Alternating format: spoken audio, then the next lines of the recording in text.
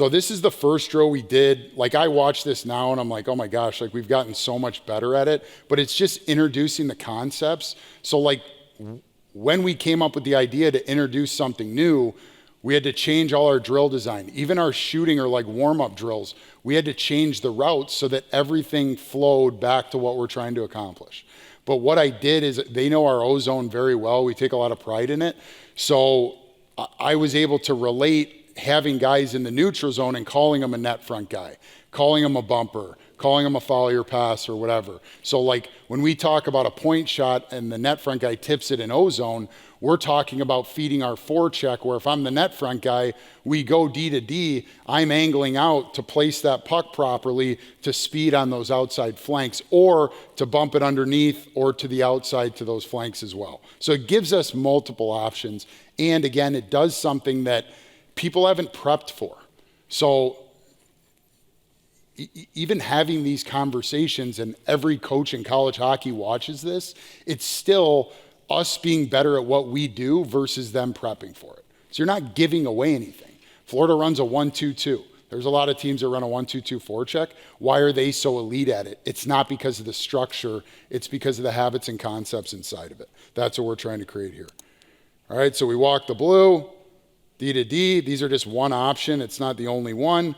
Take a shot, 2 on the inside. Then we put out a neutral zone puck. All right, just for our routing, first guys to the middle, the bumper, follow the pass guys to the wall so they have quick triangles here, triangle here. And then the net front guy, which is very similar to just playing north to the weak side anyway, he hangs out on the dot. So right away, if this is a righty, we can wheel, just go off the back wall and go, right? Once he gets to the middle, that's when he comes to the middle as well, and that's when we have that 1-3-1 look.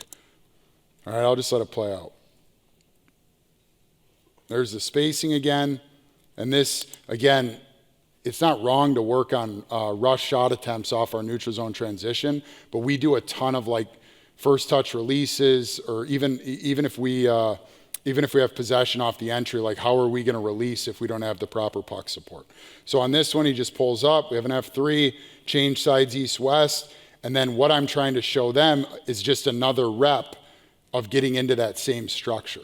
So they got it pretty quick. We still, after even one half of a season, I don't think we've perfected it, but it's pretty cool to see how quickly they can adjust. All right, now we have some token pressure coaches out here. So I gave one drill and just showed how we could do it 15 different ways in the progressions. But basically what's happening here is we'll replicate a 1-2-2, a 1-1-3, a 2-1-2. So we give those guys pressure so they know what options are going to be there for that opponent this weekend, just to give them some extra touches. All right, so this guy turns it over to the coach. He pressures them. This is more of like a 1-1-3 or a 1-2-2 without this guy here. And we're just going to end up hitting the guy in the pocket. He hits the net front guy, and we're still filling all 3 lanes, even 4 if that D wanted to join, right? So everything still is connected to the way that we want to enter the zone or forecheck. We've just found a different way to do it. I think it's fun and it works. Just keep showing the progressions. Again, you can see the triangle. You can see the triangle, so there's close support. We'll talk a little bit about this more when I show you one of the small area games that we play. But like the best part about this, I got it from Pep Guardiola with soccer, is if you're making 5-foot or small plays in small areas all over the ice, if I make a bad pass, somebody's tight enough to get it back. Versus, and bear with me, I'm going off topic, if we go traditional, left wing, center, right wing, and these guys are along the wall, and we go D to D and hit him and he bobbles it, this whole dangerous area is exposed, and you're screwed. That's why I like having this net front guy here. We have a high center and a low center, because there's a lot of times the game winner against Michigan State to go to the Final Four where there's some type of play where this guy helps retrieve pucks, then we're just kicking it to outside speed. So we have a plan to be predictable. So this one here, he ends up hitting the net front guy, and then he just kicks it out to that wide speed, and we make a play at the net. This is one of my favorite clips of the year. So Penn State does a 1-1-3, and then when they see backs, they do a 2-1-2. So they're pressuring 2. We hit the bumper. There's your triangle. Beautiful picture. And Now they're going to step. This is their other forward. This is their D.